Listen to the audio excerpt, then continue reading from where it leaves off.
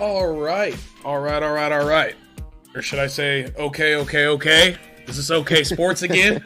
I saw your tweet earlier this week. I was like, we should hit it back up. Fuck it. Okay sports. We ain't got no name. Okay. All right, what's going on, dude? How's it going? Not much. Hell of a day, but I'm ready. I'm Yeah. ready for Monday Night Football. I'm ready for this week to get fucking going. Yeah, well, I hope your day goes better than it has. I hope your bank account isn't affected too much by any potential shady actions going on, but hopefully your bank account's affected positively by this bet you threw on this game tonight. So, Yeah, we got all the faith in all the touchdowns tonight. yeah. Big overs. Big overs. I mean, if anyone's going to be putting the over, I think it's going to be the Saints. What's the over on the game? I really haven't even looked at it. I think it's like 48 or 49, but I did an alternative line at like over 42. Nice. All right. Well, shit, Saints are going to cover that themselves. I think you got a pretty solid bet against the fucking Raiders. But yeah, a lot to get into today. We're going to go over a little bit of everything, but obviously mainly the Chiefs had a very I mean, I've been saying Chiefs by 30 every game, so maybe it's time to tone that down a little bit, but a win is a win at the end of the day. Shout out to Harrison Butker, new GOAT. Him and I think Harrison Butker I saw needs one more kick to be over the 90% mark for his career, which would make him and Justin Tucker the only two kickers in NFL history to sit at 90% or above. So got us a good one, man. I remember being at Harrison Butker's first game. It was that Washington game a couple weeks ago. Or a couple years ago when he hit the game winner and that, and been great from there. But like I said, we'll talk about the Chiefs. We'll talk about all the Week 2 games. The main story in the NFL is definitely, I think, the injuries, which we'll get into, and talk about maybe some standout performances. So, before anything, obviously, we're Chiefs fans here. We're going to talk Chiefs. What do you think of the game yesterday, my man? God, I think I smoked about 20 cigarettes in the third quarter. Man. It was insane. It's crazy. I think the biggest takeaway from that game is that the Chargers figured out kind of a way to beat Patty. Like they rushed the outsides. Obviously, Bosa is super talented, and I forget the other guy's name, but he was getting his. He was earning his money as well. Basically, what they were doing is they were just attacking from the outside and pushing linemen back a little bit, and then trying to swing around instead of swing in. And once they push him back so far, Patty's first instinct is to try to get out of the pocket. Well, the way he gets out of the pocket is he goes backwards, Right. which normally you tell quarterbacks not to do that. But Patty's done it, and he's been so successful with it that, no one's figured it out. And the Chargers kind of figured that out. I mean, obviously, you have to have dominant pass rushers for it to be effective. But, yeah, Patty was in a daze and really couldn't get anything going. He seemed like the whole team was sort of in a daze after kind of being shut down for the first two quarters. But, yeah, they kind of just figured out a nice little formula, and it worked. Biggest play of this game, though, is L'Jarius Sneed's interception. Absolutely. When Justin Herbert looked like he had about 10 yards. Right, on a 3rd and 2. Yeah, on a 3rd and 2 that he could have easily slid, kept the drive going, and potentially scored and put the Chiefs away in that. Yeah, he forces it downfield. That's a rookie mistake overall. Justin Herbert had a great game to get told at goddamn, 10:45? I guess it was a 3 p.m. game. So yeah, to get told an hour before the game that, hey, you're starting, and go out there and play like he did. And shout out to the Chargers altogether. I mean, that was a hell of a game plan, and I think you're right. The Chargers and the 49ers, dating back to the Super Bowl last year, have come up with pretty good game plans to beat the Chiefs. You play the defensively, you get pressure on Mahomes, you have great defensive ends who get out there, and then you still lose in the last 10 minutes because we have Mahomes. So it's a good game plan, but unfortunately it hasn't worked yet. And it was a awesome game, and shout out to Mahomes again. I mean, out there he ran for 54 yards when there was nothing open all day, when he was getting pressured almost immediately after dropping back all day to find them legs again and make plays, make first downs, and continue to move the team down the field. It was great to see. And Tyreek Hill finally got some production yesterday. They really shut him down for the beginning of the game too, until that long touchdown, and really helped out. I don't know. The coaching too for the Chargers. I mean, Absolutely. there's a few fourth downs there that, I mean, just the way that it was going, they were getting yards when they needed it, and it was unfortunately coming down to penalties, or maybe we'd get a good sack or something, or maybe they'd try to run and we'd put him back a few yards. But I think there was like a 4th and 1 and like a 4th and 3 that they could have easily went for, and in my mind could have probably easily gotten. They did go through it. I think they went for 2 4th downs within the game, but they just weren't consistent with it. And with just how the game, with the offense that they were playing, in our eyes, us going for 4th and 1, 4th and 2 in the first and second quarter, I would have said, no, don't do it, because fuck, we can't get 2 yards to save our lives. But I think a few coaching errors. I mean, those are ones that obviously it's easier for us to say now that those were coaching errors that they probably should have went for than them actually doing it and then not getting it. But I agree. I think the most major one, the most inexplicable one to me, is for the Chargers. I mean, to punt the ball away on 4th and 2 at like midfield and overtime like that. I mean, this was a game that you weren't supposed to win even with Tyrod Taylor. You find out your starters out an hour before the game. Justin Herbert exceeds all expectations, having, no time to really prepare for the game, and the offense really hadn't done a whole lot since, I mean, what was the score at halftime? 17-6 or something like that? I mean, they put up 3 points in the whole second half, and when you're that close, a 4th and 1, I mean, the way the Chiefs' run defense looked for a lot of the day, I don't think that was going to be something that was going to be too terribly difficult for for LA to convert. And I mean, I'm not mad about it looking back. It helped us out a ton, but I really think that was kind of inexplicable to not go for that on 4th and 1. One thing that pissed me off on the Chiefs side of the ball is you got a rookie, Justin Herbert. It's his first game, and they just weren't bringing any pressure. And I know that's a give and take, but man, you got to put pressure on that guy to make throws one-on-one. And I think you live and die with that. You live and die with a maybe a deep ball down the field, and in hopes that you can trade off a few sacks, because they just weren't really bringing anybody, and he kind of had time back there to do what he wanted. Also, I don't think Chris Jones had a very good day. He seemed like he was getting back there, but once he got back there, man, Justin Herbert would take 2 steps and it looked like he was lost. I don't know what happened, but I will say, I mean, shout out to the Chiefs. I mean, a defensive performance, at the end of the day, it wasn't the best performance out there. They really had some run defense issues, and the linebacking core did not look good again yesterday as far as easy routes over the middle. A lot of missed tackles. But I will say, I mean, the Chiefs' defensive line was decimated yesterday. I mean, we've got Mike Pennel, who was suspended for the first 2 games. Thank God we'll be getting him back after this one for next week. Frank Clark was out for a lot of the game with, illness. He said he wasn't hydrated and stuff, and just it's frustrating. I mean, Frank Clark, don't get me wrong, he had a great end of the season last year, but we dealt with this the same at the beginning of the season with him. He was out for, not necessarily out, but I mean, he was super sick last year. He said he felt great this morning. It was a dehydration issue, but got to be ready to play. And also, I mean, Colin Saunders and Alex Okafor were both out for that game too. So Chiefs were really, really thin on the defensive line, and I think that definitely contributed to the issues they had stopping the run and stopping the short passing game going in. But I will say, as far as defensive linemen go, Mike Dana, the rookie, he has been pretty solid out there. I will say, I think he played very well, and it's a guy, when you look at Breeland Speaks, when you look at Tano Passingo, for Mike Dana to be out there game 2 in the career and already playing more than, well, Breeland Speaks obviously is gone. He's been released. But for K-Pass to not be out there, for this guy in his second game to already be getting those snaps, I think it's a good sign for what's to come for him, and I think he's going to definitely produce in the weeks to come. But yeah, hopefully Frank Clark feels better next week. We'll get Mike Pennel back. Mike Dana continues to contribute, and we'll see how it goes with Saunders and Okafor and those injury front. But you're absolutely right. I think the L'Jarius Sneed pick was a very needed play. It really switched the momentum around, and I think you're right. What you were talking about earlier with Mahomes, and I was watching a lot of Twitter, a lot of guys on Twitter with the analysts, the all 22s, and it looked like there is starting to become an issue with Mahomes drifting back way too far in the pocket, and it's making it really difficult on the tackles. Like, I'm not going to make any excuses. The Chiefs' offensive line did not have a good day yesterday.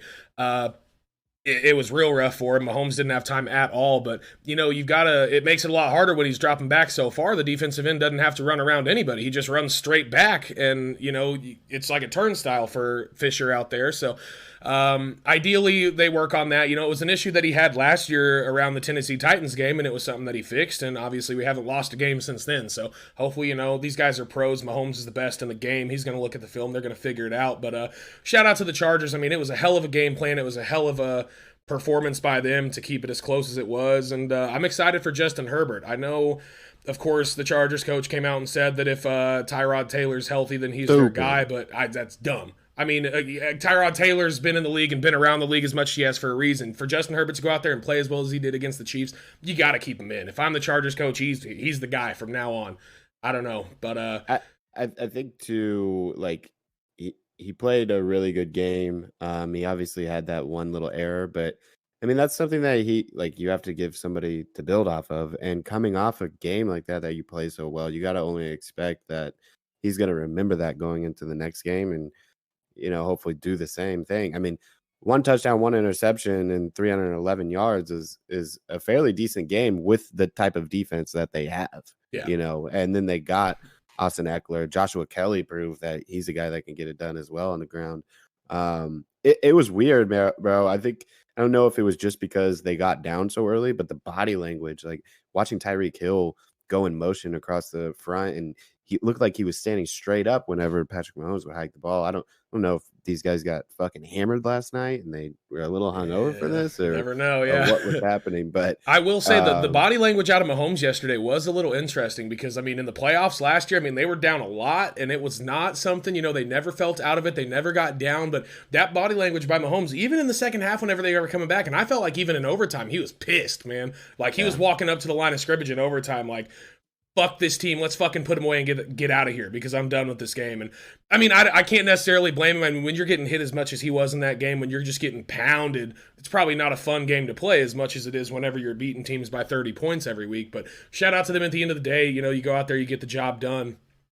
What do you think it says about Darwin Thompson getting a few carries and then he got that one on 4th down? I know, I was surprised. I was like, what the hell? Yeah, we sat there. It was like 4th and 1. I'm like, all right, here we go. We give it to Hilaire, and you look out there, it's 34 in the backfield. I'm like, okay. Oh my God, I was so scared. I was so high on him last year, and he got virtually no playing time, so it's good to see him out there and getting some time here, and I hope he becomes a better part of the offense. And as far as Edwards-Hilaire, Mahomes was the leading rusher in the game yesterday, so the Chiefs really struggled on the ground. Mahomes did what he had to do and move the ball, but we did see 6 receptions for 32 yards from Hilaire, so we got that part that we really didn't see in week 1, that catching out of the backfield, and we're going to get him more involved in the offense. So I think at the end of the day, it just comes down to LA did a great job with game planning, and they came out and played just about as good a game as you can given the circumstances, given the whole quarterback situation going into it. And I think I know the Chiefs did mention, I think Mahomes mentioned it in the post-game presser. It probably was weird to get out there because the Chiefs were one of, 3 teams in the league who had fans in week 1. So to go out there from, how Arrowhead is. I mean, you were at the game. There was 16,000 fans, but it was probably still pretty loud. I mean, the way Arrowhead is.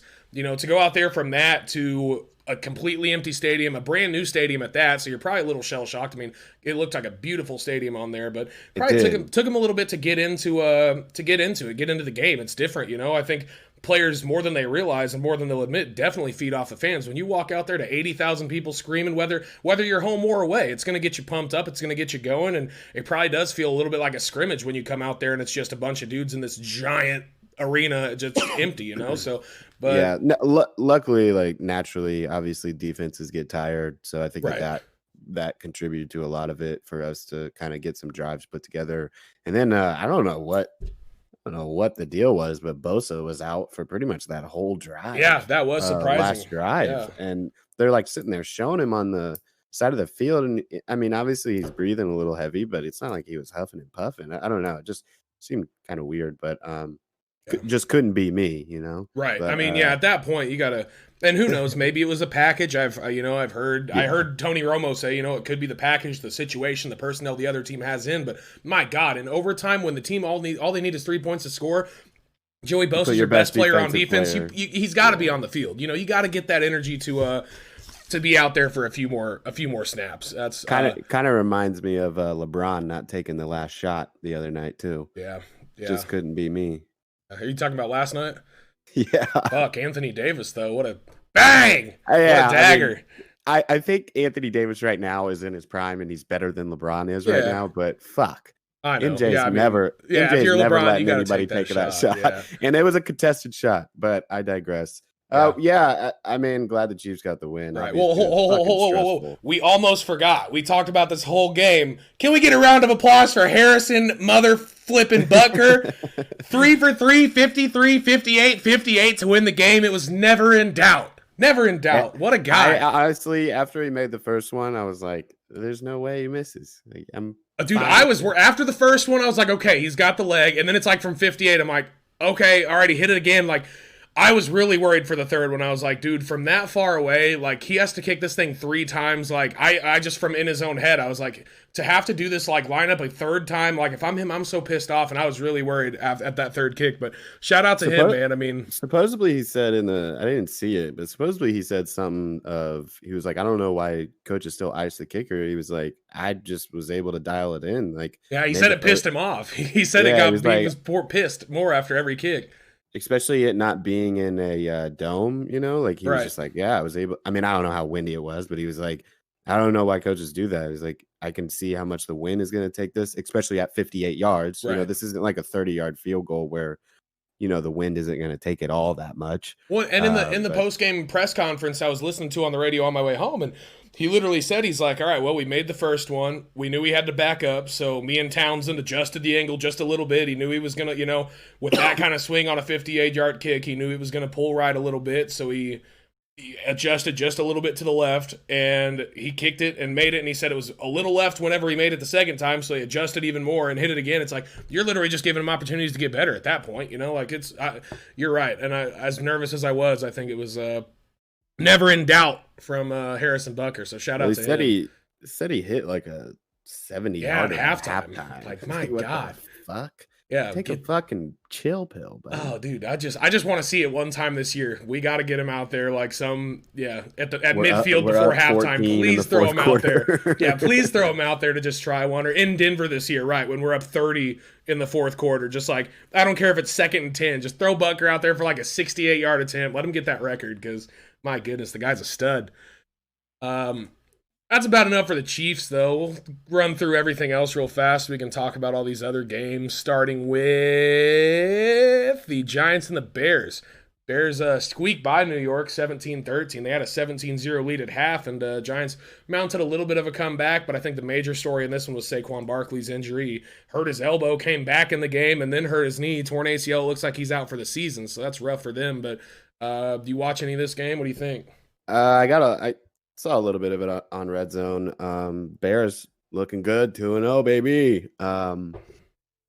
It sucks to be a New York fan right now. I mean, you put all this kind of emphasis in Daniel Jones, and he just hasn't really played his part. Lost against the Steelers week 1, and that was kind of a tough loss as well. And then, your best player is arguably one of the best players in the NFL is now out for the rest of the year with an injury that no one wants to see, Right. So, not much on this game, but hey, I'm sure Chicago fans are pretty fucking happy. Right. Yeah. I mean, to be a playoff team, this is what you got to do. You got to beat these teams that are just as good as you or, lesser of you. And if you can go out and do that, I mean, they'll be in the playoffs, as much as it pains me to say that. Right. But. Yeah. And I mean, we'll talk about 2-0 teams versus 0-2 teams, but when you start 2-0, the odds show, I mean, you got a good chance. And especially this year with that extra wild card team, it gives them that much more of an opportunity. But one of the craziest games of the day, Cowboys 40, Falcons 39. I remember sitting there at the bar during the game. Falcons were up like 29-10 or something, and I was like, "You watch, Falcons are going to blow this." I was like, "They're going to blow this somehow." And as much as I love seeing the as much as I love seeing the Cowboys shit all over themselves, it just sure enough. I mean, I can't even put into words that onside kick, how inexplicable. I mean, they all sat there and just watched that shit roll 10 yards. Like, you understand? Well, so I think the new rule is that they have to wait for it to cross, right? No. The kicking team can't touch it before it goes 10 yards, but the teams can't move until the ball's kicked. So as soon as the ball was kicked, they could have run up and grabbed the ball. Like, I don't understand why they thought they couldn't recover it. Like, that's only the kicking team that can recover it after 10 yards, which is just inexplicable. I mean, and for NFL special teams coaches and coaching staffs not to have their team ready to go to know that, it's pretty embarrassing. And Falcons deserve to lose that game. Yeah, typical Falcons fashion, I My guess it God, seems, yeah, is yeah, losing a game like that. Dak Prescott had one hell of a day, I guess. So did Matt Ryan, realistically. yeah, Yeah, that sucks for the Falcons going 0-2. I mean, they got a decent team over there. That defense is struggling, but they've always had an offense. yeah. But Julio did drop, man, perfect ball. I don't know if they ended up scoring on that drive or what ended up having on that drive, but Julio had a perfect, I think Russell Gage threw it too, wide receiver.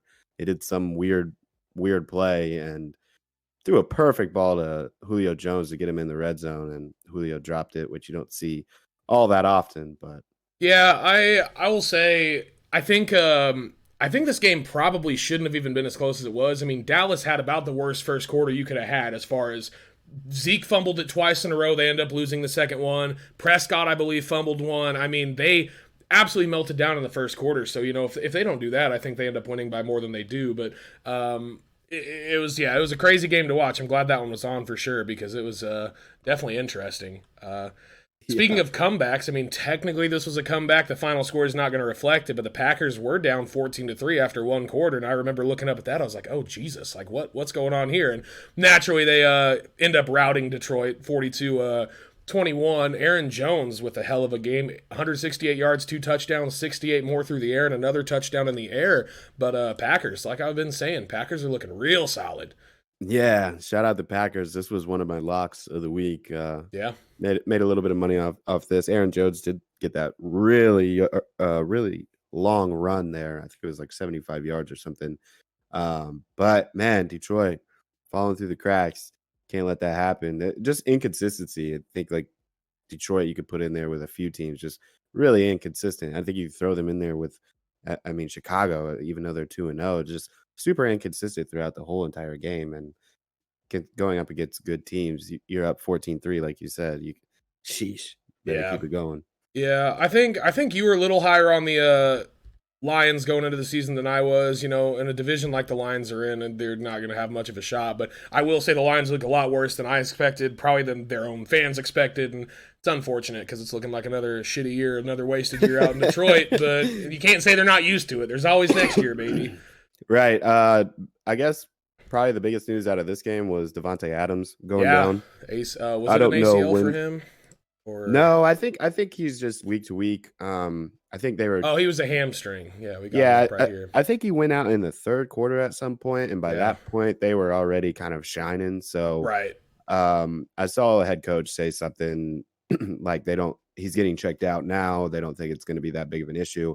I guess they do have a bye week though at like week 5, so it's That's early. good. I mean, yeah, that'll So help they out. could I don't know their schedule. I guess I could pull it up real quick. They got the Saints and the Falcons coming up, and then it looks like they have a bye before they play the Buccaneers. Already starting out 2-0. I don't know. Who knows? Maybe he'll maybe maybe not play as many reps in those games to hopefully stay healthy for the rest of the season. But obviously, it didn't really affect him that much. Right. Um, Well, and speaking of a week 5 bye week, I think those early buys in a year like this with a lack of training camp and with the crazy amount of injuries we've already seen, I think an early buy like that is probably huge for teams this year. So that's probably good for them. The Tennessee Titans, they're 2-0, but this is another one where they just barely escape. I mean, they're 2-0, but by what? I mean, 2 last-second field goals. You know, it's weird. I think they put a lot of money into Ryan Tannehill. They put a lot of money into Derrick Henry over the offseason. And hey, I mean, at the end of the day, like I said with the Chiefs, a win's a win. But you know, at the same time, you're beating the Jaguars and the Broncos by 3, and it's taking everything. So gotta see how much stock we put into it and see if they just play to level their opponents or if they're going to start struggling once they face some solid teams. yeah, I think like the biggest I saw like a headline and it said good teams win ugly games. Which is And fair. You're not wrong. which is very fair. And obviously they're a good team. They're a team that I think nobody wants to play. I think they kind of remind me of Patrick Mahomes' rookie year, or even when we had Alex Smith. It was just like nobody really wants to play us just because they know it's going to come down to the wire. All right, and I guess at And the end of the day, the Titans are kind of a team that's built to win like that. They're not a team that's built to win like the Chiefs do, where you go out there and you just blow past everyone with your speed and everything like that. They're a smash mouth team. They're a physical team. They got a solid defense, and you're right. I mean, at the end of the day, a win's a win, and you win ugly, you win pretty. As long as you finish 10-6, make the playoffs, it's all good.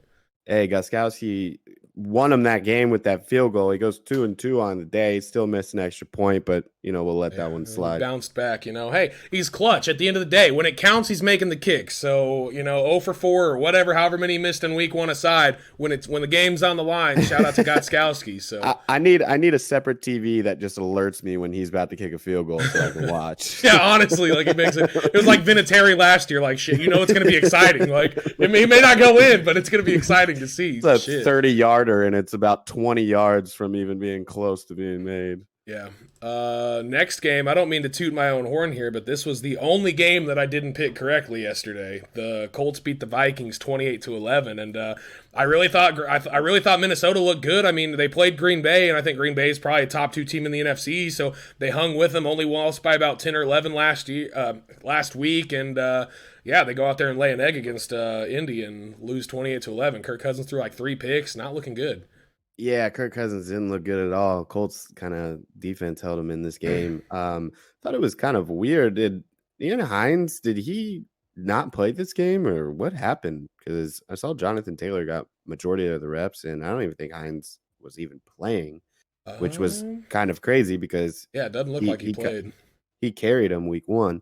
Or I mean, didn't carry him, but he kind of took up that Marlon Mack's right. Marlon Mack getting hurt, kind of like filled that role and did a pretty damn good job.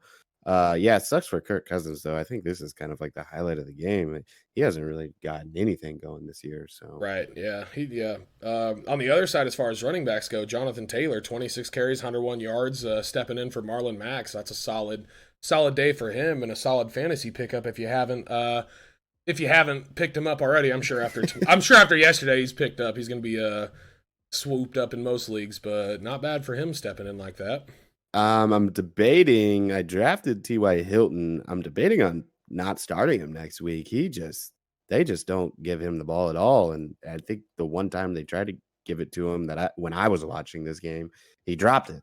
So Really? Fucking hell. I don't know what's going on with him. Thought Phillip Rivers being in there, he'd get, at least little points on the board, but yeah, he's been struggling. I don't know. The Colts still don't look good to me. I agree. I mean, Phillip Rivers still has yet to really have a day. I guess he didn't play terrible, but he didn't play good. He didn't play good by any means. I mean, when you look at the score, 28-11 against I think we would all agree that Vikings are a solid team. Yeah. When you look at the score, you think, oh, maybe Phillip just had a great day, and it wasn't the case. So, right. Yeah, next game, another one that's closer than I thought it would be. Bills 33-30 over the Dolphins. Josh Allen had himself a hell of a game, 4 touchdowns. What was he? He was 24 for 35, 417 yards. So pretty solid for him, but at the same time, or do we need to worry about the Bills defense? I mean, giving up 30 to Miami like that, a little bit close. I'm gonna chalk this one up as Fitzpatrick just had a good day, and Fitzpatrick is either good for 150 or he's good for 400. So right, yeah, you're not wrong. God, he's fun to watch too. I mean, it doesn't matter if he's on a great ass team or the sorry ass Dolphins. I mean, he's just always fun to watch.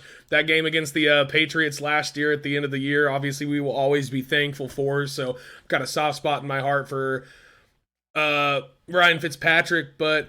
Yeah, I mean, I said in my little pregame picks that I did that I was not ever going to pick Miami and I wasn't going to watch any Miami football until they threw Tua in there because they're just a bad team. But yeah, Fitzpatrick kept them in the game yesterday and they didn't look bad at all. So the Bills are 2-0, but at the same time, how much stock are we putting in that? Because it's the Jets and the Dolphins. Josh Allen looked good, but who knows? I think the Bills are still a solid team, but Patriots are still right there. And we can talk about the Patriots once we get to them. But Cam Newton didn't look too bad last night despite a loss. Yeah, he did not at all. Looked pretty good. Maybe this is more to say on the Dolphins, though. Kind of staying in these games. Stayed in the game with the Patriots. Stayed in the game with the Bills. Maybe they're kind of on their way. Who knows? Yeah, we'll see. I will say I wish I actually put it my other lock of the week was Buffalo -6, which they scored at the very end for it to be a lock. And then, of course, Miami just stomped right back down the field and scored a touchdown. So that kind of ruined that bet for me. But they had like some broadcasting issues or something. I don't know what really actually happened, but they weren't showing this game like at all. Really? And of course, I'm sitting here looking like, where's the fucking update to this? But yeah, I guess they had some broadcasting issues. I don't know if people in Miami or in Florida didn't really get to catch most of it, but I don't think I saw anything from this game until like the third quarter. So, obviously, I think the Jets are the worst team in the league through 2 weeks. Very bittersweet win for the 49ers, a 31-13 victory, but it came at the expense of Nick Bosa, who looks like he's going to be done for the year. Came at the expense of Jimmy Garoppolo, who has a high ankle sprain, who's going to be out for multiple weeks. Raheem Mostert, who started the game with an 80-yard touchdown run, ended up leaving with a knee injury, I think, too. Looked like a sprained MCL from what I read. The 49ers have just been absolutely decimated by injuries this year, and it sucks because they're a team, obviously, that went to the Super Bowl last year and that has the talent, but it's going to be interesting to see what they can do and how much depth that team truly has, because they are absolutely getting wrecked by the injury bug so far. Yeah, that sucks. It sucks, too, that they couldn't beat a shit-ass team in Arizona. Oh, I'm not going to call them a shit-ass team, but sucks that they couldn't beat Arizona and at least be 2-0 when all this happens, but still salty about it, obviously. Nick Mullins did not play well at all. He had an interception. I think he had a few fumbles as well. Frank Gore did get his carries, though. Love to see that. Not much on this game, though. Yeah, I don't have a whole lot else. The Rams, I called this one. Rams 2-0. They beat the Eagles. The Eagles fall to 0-2. A pretty solid game, 37-19. Jared Goff, who was the guy that I was a little wishy-washy about. He's had 2 good games now to start the year, 20 for 27, 267 yards, 3 touchdowns. A really good game for them. And the Eagles, Carson Wentz, 26 for 43, 242, no touchdowns, 2 picks. So it's not looking good for Philly out there. And I think the Rams are maybe a lot better than I expected them to be given their performance last year. Yeah, I think the Rams are kind of falling in that category of like, this is just a team you don't want to play. Yeah. You know, like I don't think they're great at anything. Obviously, they got a nice defensive line over there and a pretty solid backfield as well. But I think they're turning into that team that just no one wants to play, kind of like the Seahawks of the past few years, just like team that's going to go out there and score 30 and, you better keep up. Eagles falling flat on their face once again. I don't know what's going on with Carson Wentz, but he went from a franchise quarterback to, man, a guy that just can't put it together. So This was the first game that Miles Sanders was back. Correct. Yeah. Yes. Yeah. And I think 95 yards and a touchdown. So not a bad game from him, but obviously with Wentz with the turnovers and stuff, that doesn't help. And the Rams are a solid team. You can't afford to turn it over like that. It sucks for the Eagles too. Like I was watching some of that game and I don't know a single wide receiver that they have outside of Deshaun Jackson. Yeah. I know Alshon Jeffrey Alshon Jeffrey was out yesterday again, I think. Who knows if that's an injury or God, he might just be inactive at this point. He's kind of fallen from grace as well, I feel like. I believe the rookie Cam Akers got hurt in this one, and he did get hurt, but I don't know how severe it is. So you can add that to your injury list. Yeah, I didn't get him on there. God, there were so many. I would have had to take 3 pages to put all the big injuries, so it was rough. Speaking of injuries, Steelers beat the Broncos 26-21, but the Broncos lose Drew Lock, our boy out of Lee Summit. He goes down with a shoulder injury. I really haven't seen an update on him yet, so I don't know how bad it is, but Cortland Sutton, another guy, he goes down with a torn ACL, so he's out for the year. Broncos hang with him, though, 26-21. I know they were driving down the field at the end of the game. It came down to a stop on 4th down. That's what kept them from converting and winning, but not a bad showing by the Broncos despite all those injuries. They really hung with Pittsburgh, who seems to be a lot better this year with the return of Big Ben. Yeah, Big Ben has looked pretty good out there. James Conner came back from his injury in week 1. He had a good game. I'm wondering, I don't think he's even still in the league, but you think maybe Broncos pull this one out if old Joe Flacco is back there? No. I think the Broncos lose like 38-3 if Joe Flacco's in there. No, Joe Flacco's. I mean, goddamn, the Chiefs beat the Broncos with Joe Flacco 30-6, and we were rocking Matt Moore for 3.5 quarters last year. I mean, no, Joe Flacco's done. Joe Flacco's done before he left Baltimore. But yeah, I don't know. I think Cortland Sutton got hurt, I yeah, believe. torn ACL. He's done for the year. Rough. Almost made a trade for him, so glad I didn't do that. Yeah, good thing you did. And I did read on Twitter before the podcast, the NFL is up to 17 ACLs through 2 weeks so far. So that's rough. I mean, and that's not even any training camp, any preseason injuries. That's straight 2 weeks of action, 17 ACLs. So that's rough. Oh, there That it is is right there. rough. That was the highlight. Sutton got hurt. Yeah, that'll do it. But not a bad play, not a Um, bad performance by Jeff Driscoll to come in there and hang in the way he did against the Steelers defense. Steelers defense is very formidable as well. So where are you putting the Steelers now? Kind of in your rankings here in the AFC. I mean, at this point, I'd say the Steelers are probably a top wild card. I would put them as the 5 seed. I mean, I don't think they're going to have what it takes to overtake Baltimore with what we've seen from Baltimore in the first 2 weeks, but they're not bad. I guess we won't know for sure until we see them play, but I think Baltimore's still pretty significant amount ahead of Pittsburgh in the talent category, probably in the coaching category too. I think Harbaugh on that. I mean, when they've got the continuity that they do, but I think Pittsburgh probably a 5 seed, and they can make Yeah, some noise for sure. that defense got a lot of pressure. I think they had quite a few sacks as well. So Yeah. putting it together, I like seeing. I mean, I don't have like a love for the Steelers, but I don't know. I've always kind of had a little soft side for him. So I'm glad to see that they're kind of back in action. Yeah, and the last noon game of the day yesterday, the Tampa Bay Buccaneers got their first win with 12 behind center. Leonard Fournette out there, 12 carries, 103 yards, 2 touchdowns, so not bad from him. Tom Brady obviously threw some passes too, but I don't really care about that. Is Gronk just? You said he threw a few passes. Threw a few passes. Is Gronk is he just washed or like what's going on? What did he have? Did he even get a target yesterday? No, he didn't. I don't think he got anything. And I I don't saw him on a see. few. He got one target, no catches. Yeah, he might be. I mean, let's be honest. We know who Gronk is as a person. We know that when he was out of the league for a year, he probably wasn't working out every day. He probably wasn't staying in football shape.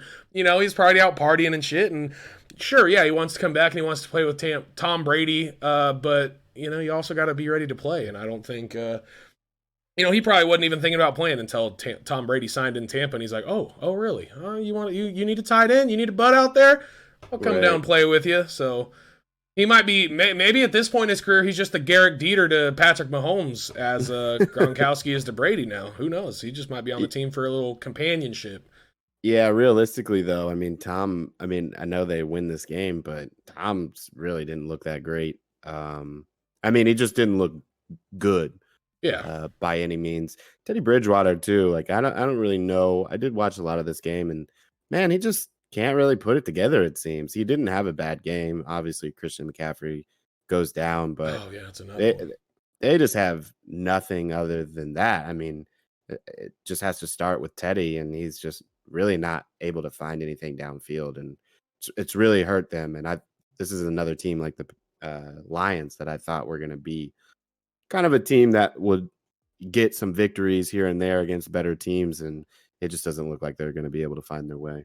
Yeah, I agree. As far as 3 o'clock games go, the Arizona Cardinals improved to 2-0. They beat the They beat the Washington football team 30-15. The Red Sox. The Washington Red Sox, yeah, 30-15.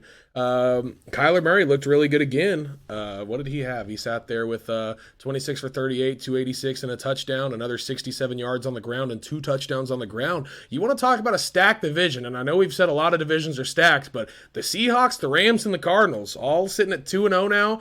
That division I think is definitely the strongest in the league through 2 weeks, and it's gonna suck because I like the Cardinals. I think they've got a shot, but I still think they're probably the third best team in that division behind LA and Seattle. Yeah, Arizona's. I mean, I've been wrong about them every week so far, and even before. I think I maybe owe them a little bit of apology, but I won't get there yet. Kyler Murray has looked really fucking good. Yeah. DeAndre Hopkins, I probably deserve to say sorry about this one as well. He's, I mean, been the best wide receiver in my eyes through the first 2 weeks. So I'd have to agree. They're putting it together and they're making it work. I know the Washington football team isn't much to get hype about, but they didn't play a bad game, and you went out there and smacked them 30-15. So maybe Arizona is creeping up. Yeah, and I won't lie. I mean, it was a 30-15 game, but I don't think Washington's as bad as I thought they were going to be at the beginning of the year, at least either. With beating the Eagles like they did, and now to go out there and it's not like they got blown out, But yeah, I think the Cardinals. I was pretty high on the Cardinals. I still don't know if they're going to be a playoff team because unfortunately the division they're in. But you add that extra wild card, and hopefully that helps them out. But 2-0. That's how it's going to go. Yeah, the goal for them is just to beat on some of these good teams and get some good momentum going into next year if they can't, put it all together. Obviously, we're talking about the NFC as well. So not only they got the division, they got the whole NFC. That's pretty tough. So right. This is, in my opinion, the game of the week, but the Baltimore Ravens go out and beat the Texans 33-16. Another dominating win for Baltimore and another multiple score loss for the Texans. Obviously, the Texans probably are not happy with the NFL schedule makers for giving them Kansas City and Baltimore in the first 2 weeks of the year, but I think this cements what we all thought and what we all knew about the AFC is that it's Kansas City and Baltimore, and then it's a step down to any other team, which, whether it's Houston, I don't think it's going to be Houston this year, starting 0-2. This is going to be the Chiefs and the Chiefs and the Ravens at the end of the day. And I didn't watch a whole lot of this game, to be honest. I think I knew how it was going to go, and obviously it was on opposite the Chiefs game, so didn't see a whole lot of it. But another good game for the Ravens. Lamar Jackson, all them, pretty solid. Yeah, this game kind of scared me as far as the Chiefs playing them next week, just because Ravens, I think everybody could agree that they've hands down looked like the best team in the NFL. Absolutely. After week 2, I mean, Chiefs did not show up. They did not look nearly as good as the Ravens did. Week 1, I think the Chiefs looked just as good beating the Texans like that. But yeah, you're right. Baltimore looked a lot better this week. Seeing Gus Edwards kind of do his thing, running back, and the same thing Mark Ingram got going a little bit, and then obviously Lamar's always going to have his. So they're able to get it done through the ground, and this is scary, and I do agree with you. This sucks for Texans fans.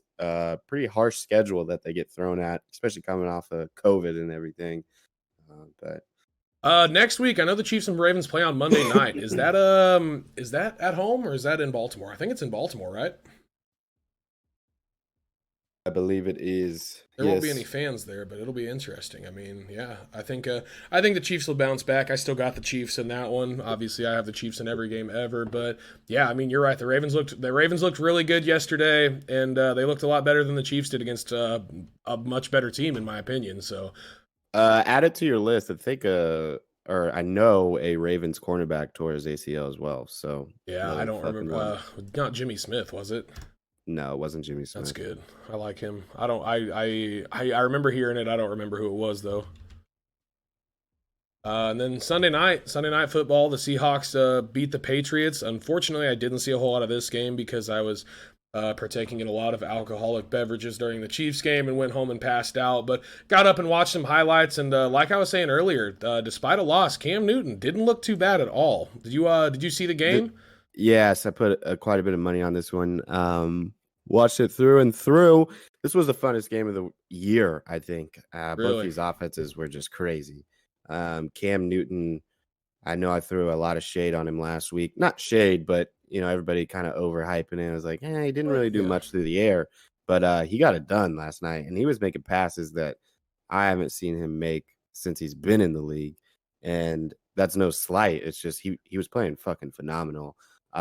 This came down to the red zone. They were on the 1, I believe, and they ran the same play where they come out of shotgun, and then Cam Newton basically just has free reign to just run it wherever he would like. The Seahawks were not able to stop them on that play, not once throughout the whole entire game. Right. And came down to that play, and they did it again, and they fucking stopped them. So, right. Well, Seahawks, the defense is a little shaky, but they make big plays, and I think that's I don't know, that's a difference between being a bad defense and just being an average defense that can compete. Kind of similar to, I think, the Chiefs in the playoffs. Well, they weren't a great defense; they just made big plays, and that's kind of what the Seahawks did as well. Well, I think that sets the Seahawks up better to win this year than in previous years because, you look back, dating back to even the year, the Seahawks lost to the Patriots in that Super Bowl back then. They've always had a real strong defense, a solid defense, and just not enough weapons on offense. So for this year, through 2 games now, it's been 2 high-scoring games, and they've just outpaced the opposing offense. And you're right, in 2020, the NFL, you need a solid offense, you need a great quarterback, which they've got, and you need a defense that does just enough to win you games, that makes plays at the right time. So I think the Seahawks are better set up to win this year than they probably have been in years past, maybe since the year that they went to the Super Bowl. So it's good to see them again. And my God, another team in the stacked NFC that's got a shot. I mean, you could flip a coin. You could just put 5 teams on a wheel and spin it, and that's who could make the playoffs, who could win the Super Bowl from the NFC this year. But yeah, I think Russell Wilson definitely top of the MVP candidate right now through the first 2 weeks. I definitely would say that they are the best team in the NFC right now. I think I'd feel pretty comfortable saying that. And the Patriots, the way that they played this game, jumped way back up on my list as far as top AFC teams. Yeah. So Cam Newton, I was glad to see him do what he did last night because I was big on Cam Newton in the beginning of the season. And you're right, week 1, he didn't look as good as I think I expected him to look, especially against the Dolphins team. But yeah, to go back out there and have the day that he did, and speaks to the health of Cam Newton because on top of his passing performance, 397 yards and a touchdown. He also had 11 carries, 47 yards, like you said. I mean, you have to respect that part of his game, and he had 2 touchdowns on the ground as well. It's something that it's really going to give the Patriots a different dimension on offense, and the Patriots still have a solid defense as well. You saw Stephon Gilmore had the pick 6 at the beginning of the game, right? I think it was Gilmore. I don't remember, but. Just defenses that make plays, and when you got that dual threat quarterback, that's what you want. So Patriots fall to 1-1, but like I said, I mean, given the performance of the Bills yesterday, it makes McCourty, okay. But yeah, given the performance of the Bills yesterday, makes me question a little bit more. I think I picked the Bills to win the division, but Patriots are a lot closer than I think I thought they were going into the season. I also kind of wonder, just because the Patriots have been so dependent on his play, and kind of I feel like this offense is somewhat structured around it. James White not being in that game, I wonder if he was playing, if this game would be a little bit different, because Burkhead, I mean, not saying that he's a bad running back, but he just can't do the same things that James White can. And those little screen plays and those little dump off plays, little last minute plays, you need a guy to go to in order to or else you're going to have to throw the ball away. James White was always in those positions, and he played really well in week 1 at playing that role. And we've seen it with Tom Brady. That's like his favorite wide receiver, other than when Gronk was there. So I don't know if that factors into it. Heard that there was pretty tragic stuff with his family. So I forgot about that. Yeah, it makes sense. But Julian Edelman, last thing about that game, had a career high in yards, 179 yards through the air. That was a solid performance from him. So I don't know. Maybe Cam Newton's a better quarterback than Tom Brady ever was. I mean, Tom Brady never got that out of Julian Edelman. I mean, it took Cam Newton 2 weeks. That's all I'm saying, man. I don't know. Right. Yeah, some of these younger guys stepped up, though, as well. N'Keal Harry, who I think a lot of people want him to be good, and he's shown flashes that, I mean, he's kind of like a DK Metcalf. You see a DK Metcalf, and you're like, I don't want to fuck with that guy. No shit, man. I think N'Keal Harry is kind of like in that same boat where it's just like, this guy should be really talented. And I think last night was probably one of his best performances that he's had since. Well, speaking of DK Metcalf, another 92 yards and a touchdown yesterday. It's a guy who about mid-season last year really figured it out, and he's been amazing. He's been a really good wide receiver ever since then. So the Seahawks have got one, and like I said, I mean, as far as Russell Wilson getting his weapons, that's a big help for them. Right. Last game, obviously, it's starting right about now as we're podcasting. Ravens, Jesus. The Saints at the Raiders. Oakland's opening up their own. God damn it, Oakland. Las Vegas is opening up their own beautiful stadium. Sorry, I'm living in 2010, bro. I don't remember any of this. Who do you got in that one? Oh, man, this is hard. I was looking at the lines all day today. I went 2-1-1 on Sunday, so I was like, I need a little bit more money. Let me put it on this game. So I ended up betting the score. I think this will be somewhat of a high-scoring game.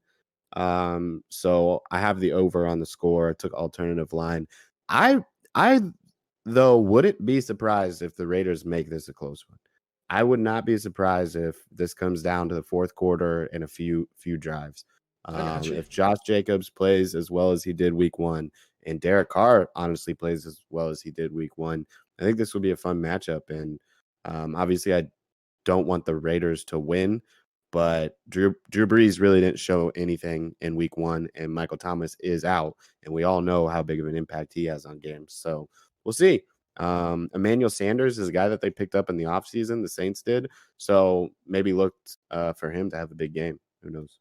Yeah, I think you made some good points. I knew about Drew Brees. I knew about Michael Thomas, I guess, and I'm probably just biased and I can't stand the Raiders. But I expect, and what I've been thinking this week is I expect like you said, Jacobs and the Derek Carr to take a step back. I don't think they're going to play quite as well. That Saints defense, I think, is really, really good. And whether the offense plays as well this week or not, I think the Raiders probably lose by a lot today. But I think you make a very good point. And I would not be the least bit surprised if I'm wrong as far as that game being closer. But I got the Saints pretty comfortably. We'll see how it goes. But like I said, I'm also biased, and I'm openly biased. I don't care.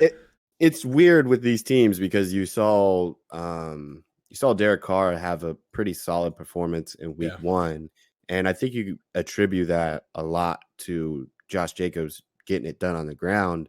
But when you have such a dominant running back like that, all you need is Josh Jacobs to get his, or you need Derek Carr to get his, with a few drives, and it opens up one another. So I think if they can do that, then this game will be close. But if they start out flat, then you can't expect the Raiders to stay up with the Saints if they're hitting on all cylinders. Yeah, I agree. At the end of the day, I just need New Orleans to win because I'm trying to get that 15-1 week. Normally, my picks are never as good as they were this week. And don't get me wrong, a lot of these games I think were some easy picks. I don't think there were really any too super intriguing games that are real hard to pick that could go either way. This week I feel like was pretty chalky, but as far as this week goes, like I said, the major injury, the major news is the injuries. Lots more guys going down. There were already a lot that went down in week one, but I know we touched on them a lot as we went over these games. But 17 ACL tears so far. Got a lot of guys that went down. Like you said, Christian McCaffrey with his high ankle sprain, Drew Lock. Now, like I said, have you seen any updates on Drew Lock? I know he left the game, didn't return with the shoulder, but I haven't really seen anything this week as far as what the extent of that is, how long he's going to be out, anything like that. I am not sure. Have not heard much on that. It did look like it was somewhat severe. Obviously, a shoulder issue is you got a bad shoulder, you can't fucking throw the ball. So I'm not sure. And also this, God, it just sucks for Denver fans. You've just put so much into a guy. You're coming into season number 2 with this kid that showed promises last year, showed a few good things, and then he's out now. So who knows? Yeah, I don't think there is any Drew Lock out 3 to 5 weeks. That was posted 5 I just saw that via ago. Mike Kliss, I believe, covering the Broncos. Yeah, I saw 2 to 6, 3 to 5, something like that. So significant. Hey, people forget Jameis Winston is still out there, baby. No, he's not. He's with the Saints. He's a Saints backup. Yeah, he went to the Saints. But hey, you could throw him a mid-round pick, right? But at the same time, Jeff Driscoll didn't look too bad against Pittsburgh. I'm not saying he's not the answer or anything like that, but maybe he can be a little bit of a stopgap. He can keep him in some games. Obviously at this point you're 0-2. You've lost your quarterback for 6 weeks. It's like you're not winning anything this year anyway. So shit. As popular as tanking has become, at what point do you say, man, fuck it? Is there some solid wide receiver, solid running back, solid left tackle that we can go get with an early pick that we can help Drew Lock with next year? Fuck, we got the Chiefs in the division. It's not like we're going to come back from 0-2. This is what sucks when you have Patrick Mahomes on your team now, is because you look at a team like the Denver Broncos and you're like, just shelve the season. Honestly, just go for the pick. You're not making the playoffs. You're not doing anything this year anyway, and it sucks because I know it sucks. We've been through it, but right. We've been there a few times. Von Miller's out. Yeah, right. It's not. I know it's week 2, but it's time to just let the season go. I mean, right. I mean, shit, it's the Mahomes effect, man. I mean, like, yeah. Not to mention, I mean, San Diego's 1-1 now, I guess. I mean, Oakland, barring a win tonight, I mean, they could start 2-0, but I doubt it. I mean, yeah, I think that San Diego, LA, Las Vegas, and Denver are all kind of, I feel like, right in the same kind of category. And now at this point that you are 0-2 and that your quarterback's out for the next 6 weeks, I mean, it's a lost season already. And it sucks because I'm a big Drew Lock fan and it feels weird still being like that. But, yeah, it's pretty much over for the Broncos, especially when you say Cortland Sutton, torn ACL, he's done for the year too. Von Miller, before the season started, done for the year, just ravaged by injuries, one of those teams, so it's unfortunate. But lots of running backs going out. Christian McCaffrey with the high ankle sprain. Obviously, he's not going to miss the whole season with that, but Saquon Barkley done. Then you got Jimmy Garoppolo with the high ankle sprain, so he's going to miss significant time again. And barring last season was his only full season. At what point do we talk about Jimmy Garoppolo and maybe wonder if he's got some injury concerns? Is how consistently healthy is he going to be? Yeah, I really feel, and this is kind of a dumb take, I feel like, but I really feel like it comes down to just how well do they play when they come back from these injuries, and can they continue to play like through it? Like some players in general just have that where they're dealing with an injury all the fucking time, and that's just something that they got to play through. How well is he going to be able to play through coming off a high ankle sprain? Right, because that's going to be something that affects him once he's back. Right, exactly. Like that's an injury that, yeah, it might not hurt the most, but how well are you going to be able to play on that? So I think that's kind of like the telling sign of Jimmy Garoppolo. But I don't know. I mean, he's played decent through the time that he's had. So right, and a big thing for the Niners is, I mean, they're going to have to win some games without these guys in order to continue to keep pace and make the playoffs. Because we already talked about the NFC West. You've got Arizona sitting at 2-0 now. You've got Seattle sitting at 2-0. And then LA, right? So are they all three 2-0? And then the Rams the 49ers are 1-1? Or am I tripping? Yes. I mean, talk about a stacked division. I mean, that's a division you can't afford to start dropping games, especially once you start playing division rivals. I mean, they're gonna have to rely on depth and coaching these next few weeks as those guys get healthy again. And obviously, Nick Bosa's done for the year, so it's going to be, there's a lot of guys. I think George Kittle should be back next week, hopefully, but I couldn't tell you who the 49ers backup quarterback is who's going to be throwing to him. Is it Mullins still? Yeah, Mullins will be out there. They got CJ Beathard. I don't know. Oh, Beathard, yeah. Beathard? Yeah. Oh, yeah. I was going to say, I know a Beathard, but I don't know a Beathard. Yeah, Nick Mullins didn't play well at all. The thing that I guess is positive about this for the 49ers is that they have one of the best all-around teams, that they don't really rely on Jimmy Garoppolo as much as some of these other top teams. So I guess they do have that going in their favor. Right. A lot about the offensive line and the running game. So, Mostert, obviously, though, he got hurt last at the end of the game. So we'll see. I think they said a sprained MCL. So not an ACL, anything like that, but it might be a couple weeks for sure. So it'll be interesting to see for the Niners coming off a Super Bowl appearance. I mean, obviously, all of a sudden you're in the best division in football, which a lot of people didn't see that coming, but then I know Sunday Night Football, Bruce Irvin tore his ACL, and after I made this graphic, I saw Pete Carroll announce that there was another Seattle defensive player who tore his ACL too. I don't remember the name of him, but yeah, it's been pretty rough. And obviously, I think at this point, we talked about it in the last week's podcast, but it has to be the lack of a training camp, the lack of a preseason. These guys just aren't spending time with these NFL trainers. They're probably working out in different ways. They're doing different things. They're probably not working out quite as much, quite as hard. And now we're really starting to see it on the field, because once you get out there, you're always going to be going 100%. You're getting hit 100%. And even in training camp these days, you're not getting hit really even in preseason until the game starts. So when you add that on top of the fact that there's probably not as much conditioning, there's not as much just game day fitness, we've really seen teams get ravaged. So speaking of the Chiefs, this is what I forgot to mention earlier. Chiefs may have just squeaked by the LA Chargers yesterday, but I think the biggest part of the game is that we didn't lose anybody else to injury. I know Sammy Watkins is going to be in concussion protocol for that dirty ass hit on him, but other than that, you really didn't see a whole lot of other guys go out, I don't think. No, I mean, I think it was more of a week one thing. I think hopefully I don't know the status of Okafor, and Pinnell's coming back. So you obviously got some guys coming back, but Yeah.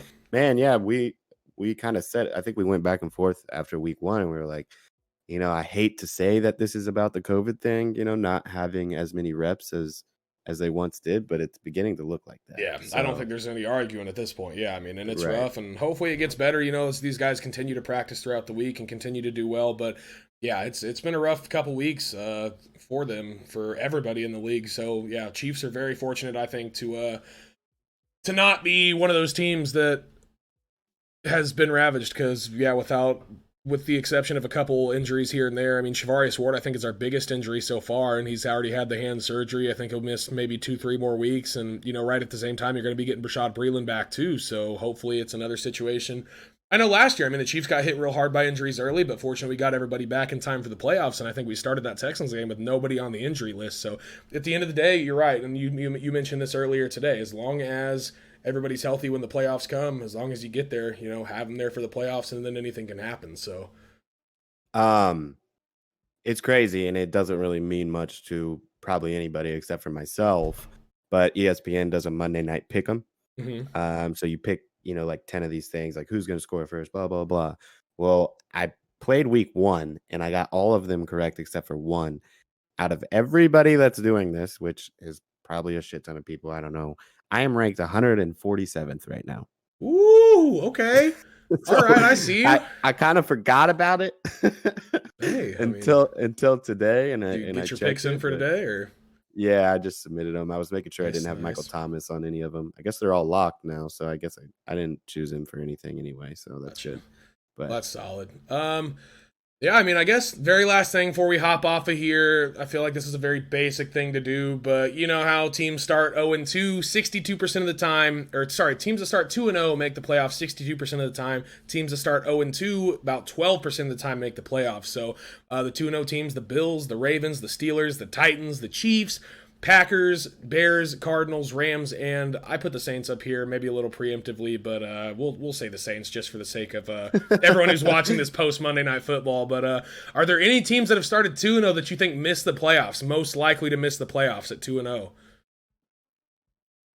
Chicago, obviously.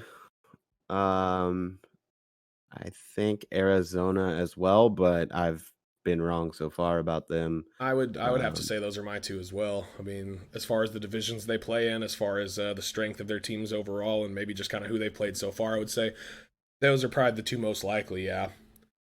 It just sucks for Arizona because they're in that market of, they could potentially beat very good teams. Yeah. But they could potentially lose to very bad teams, I feel like, as well. And they haven't shown that yet, obviously, because they're fucking 2-0. But yeah, out of the list, I mean, you'd have to go with those two. As far as the AFC goes, do you think any of those teams, or you think that's the clear AFC? I mean, right now, I mean, from what you've seen in the AFC South, Tennessee is 2-0, but I mean, the Colts are 1-1. They really didn't look all too great yesterday. The Steelers and the Ravens, the Steelers are 2-0, but I think the Ravens are clearly the better team in that division, and then the Bills and the Patriots will be right there. But I mean, like you said, the AFC there are so many tiers between the Chiefs and the Ravens and everybody else. When you look at these 5-2-0 teams, I mean, I would. Hell, I might even venture too far to say that the Steelers might be the third best team in the AFC after 2 weeks, just from what we've seen. So I think it's a pretty good indication of the best teams. I think the 4 division winners might be up on the board as far as Kansas City coming out of the West, the Titans coming out of the South, the Bills coming out of the East, and the Ravens coming out of the North. So I think it's a pretty good indication over on the AFC side. Right. I would agree. Yeah. Then as far as your 0-2 teams, you got the Giants and the Jets. Sorry, New York. It's pretty rough year in New York when the Bills are going to be far and away the best team in that state. Then you got the Dolphins, the Bengals, the Texans, the Denver Broncos. On the NFC side, you got the Giants, Eagles, Minnesota Vikings, Detroit Tigers. Good God. The Detroit Lions, Atlanta Falcons, and the Carolina Panthers. As far as all those 0-2 teams, who do you see as most likely to come back and make the playoffs? I think it's probably one easy choice. One easy choice?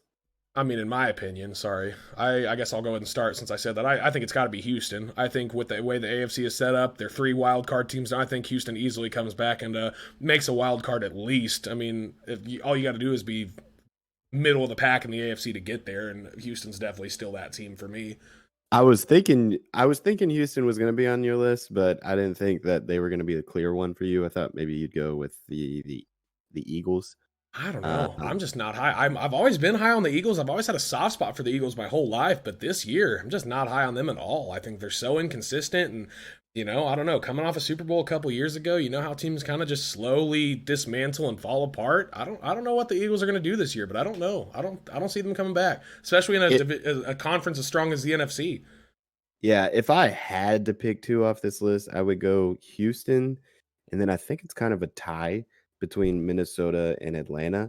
I think Atlanta could be a team that could go on like a 5-0 winning streak whenever they decide to wake up and win games. Yeah. But then again, Minnesota, I know they've fallen flat on their face through 2 weeks, but I mean, that's a team that's always there, and that's a team that has gone deeper in the playoffs than everybody seems to really remember the past few years. So, I would tie those up. Yeah. Prior to yesterday's games, my second team probably would have been the Broncos, but now you throw in all those injuries. I mean, I think they're done. So honestly, for me, I don't really see a team up there outside of Houston that I think even has a shot. I think all those teams are, I'm not saying that all these teams are going to end up 4-12. I think a lot of them have the potential to win some games and be competitive down the stretch, but I don't know. Outside of Houston, I don't think really any of those teams probably make the playoffs at the end of the year. Yeah, I hear you. I would agree more with you. I mean, if Atlanta starts 0-3, then you got to think, okay, they're not in there. But, I would agree with you as far as they've played good football. That's the thing that sucks. I mean, I don't know how much you could put on defenses. It's obviously a lot easier to look at stats and to watch plays and be like, oh, Atlanta's. It's a lot easier to look at the offense and be like they're good or bad than it is to look at a defense and say that they're good or bad. But their offense has still been hitting on all cylinders. Obviously, the defense just can't make up for it. So, yeah. Well, I don't know what else to talk about tonight. I think this about wraps it up. Gonna hop off here, watch some football. Go Saints. Appreciate you. It's good to sit down and talk like we always do. And we'll be back later this week.